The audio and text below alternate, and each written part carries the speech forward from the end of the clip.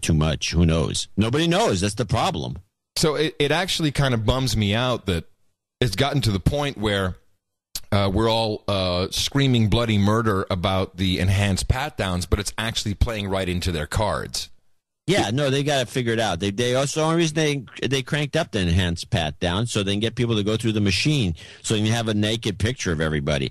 I'm telling you, the thing that's going to, although I can see how this is going to play out, there's going to be some celebrity that is going to end up going through the machine. We already predicted this. Yeah, and it's going to end up on the internet. They're going to make a big stink about it, and then they're just going to fire some one person and say it'll never happen again, and then everyone will just go back to work. Right. I mean, that's the problem that we're experiencing in this country, this passivity toward government intrusion. I mean, and what's really bad about it is that the conservatives, and I'm going to point at Fox News, are part of this problem. They're not helping. No, well, yeah, they are. They're helping their uber They're helping their overlords. Yeah, that's who they're helping. I mean, you know, any conservative, I mean, I would put George Bush, who was big in the news this week, into this group. I mean, didn't help anybody. He added, we have no habeas corpus, and I don't see that Obama's done anything about that. They can wiretap anybody they want. I don't see Obama doing anything about that. Of course not. It's just ridiculous. It's all, you know, and all these conservatives are all, you know, you got to be fiscally conservative, and we want less government in our lives. And we have 20 times more government in their lives before George Bush ever showed up on the scene.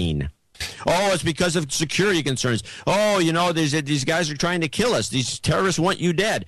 How many people have they killed in the last 10 years? I mean, they killed a bunch of people with the 9/11 attacks, and since then there's been 85 million flights a year, almost 10 years, almost 1 billion air flights, with not another incident like this in the United States. This is all about... They keep cranking up the security to protect us from what? The statistical possibility that we get killed is it's so minor. It's not. It's not even lightning. Getting hit by lightning during the summer is more possible. So I just want to read this note from one of our producers who is going anonymous. His neighbor is a TSA agent. She by the way is not happy with all of this, and she will be getting us a copy of the latest handbook. I got to read a couple pieces from this email he sent us.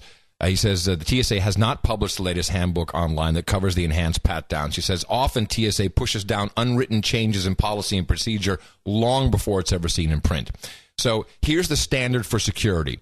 That means the standard which has to be met largely by the local airport authority. Officers yell opt out because they're supposed to do it at any time there's a so-called red flag event. And our producer asked if there's a list of red flags we could get.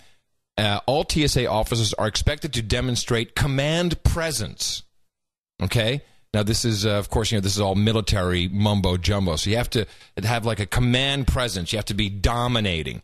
Dosimeters were worn as an experiment, according to his neighbor. The results of the experiment were never published by the TSA agents because, of course, they're all going to die of cancer. All of them. And then they do have some behavioral detection officers who stand around whispering into their collars to, you know, talk about people who perhaps look suspicious. Which, by the way, is probably the best profile. You know, profiling is probably the best thing to do. But this is again an entire push to get you to subject to the body scanner because they're going to be everywhere. Everywhere you go, you're going to be walking through radiation. Everywhere you go. Now, give her story, because that letter talks about some of the downsides to the TSA people. Outraged by the violation of civil rights, expecting the enhanced pat-down will push the public over the edge. She feels violated because she's had passengers actually enjoying being touched and talk dirty to her during the process. She wants a new job. She's going to blah, blah, blah. She also says she's confused that everything is published online. Even Al-Qaeda has all their stuff. You know, she's been indoctrinated. The TSA, okay. So anyway, yeah, people apparently talk dirty to her. Well, of course they do. Of course they do. So, of course they do. So someone else pointed out that the entire TSA and all of these naked body scanners were a part of the American Recovery Act and American Recovery Reinvestment Act. In other words, the bailout is a jobs program, people. This whole thing is a jobs program. If you wonder where those jobs came from that we created or saved, it's the TSA. There's like 300,000 people in the TSA now. This was your money meant to save your economy, and now you're being felt up for it to get you to go through the naked body scanner. So to even opt out day is actually not a good idea, because it's not just about opting out. Just minimize your flight, your travel. I can't fly anymore. I just can't fly anymore. But if you think that this is the end of it, if you think that this is going to end with air travel, you're crazy. It's going to be everywhere.